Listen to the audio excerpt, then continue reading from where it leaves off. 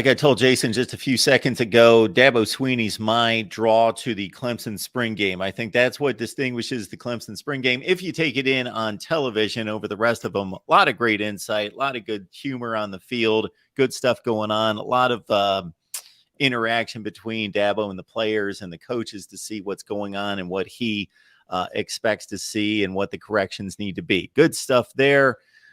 We're talking Clemson football. We got Jason Priester on the line, as always, from allclemsontigers.com. Jason, well, you were there. Yes, I was. I had a interesting day Saturday, very long day. Oh, boy.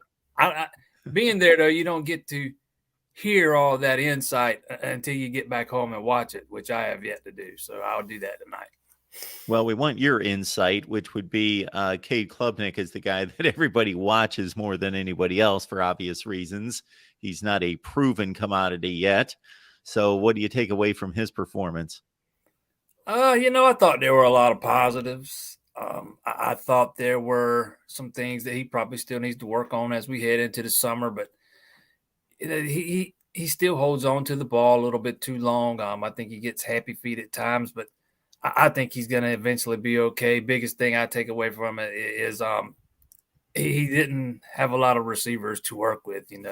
Let's be real. Clemson's biggest, two of their starting 3 wide receivers didn't play.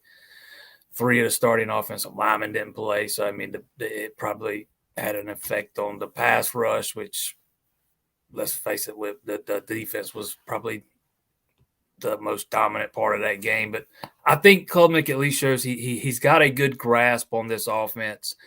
He is a guy that's very athletic. He's speedy. He's going to be able to make plays outside of the pocket with his legs. And I think he is taking on a valuable leadership role with this offense, despite the fact that he's only a sophomore. I know he threw a couple of picks.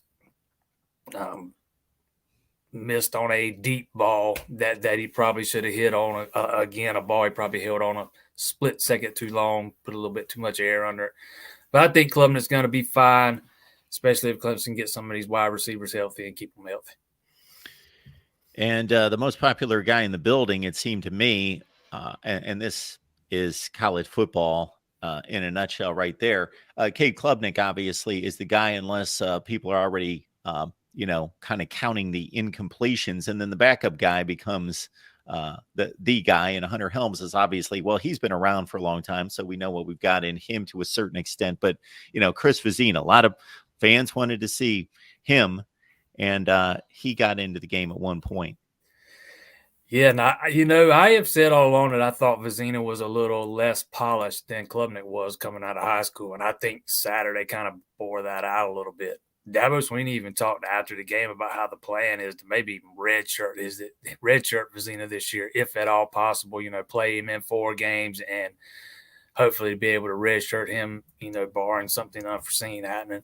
I think Vizina's got a lot of upside. Don't get me wrong. I think he probably could benefit from a redshirt season, though. I definitely don't think he's a guy that's ready to step on the field and start immediately.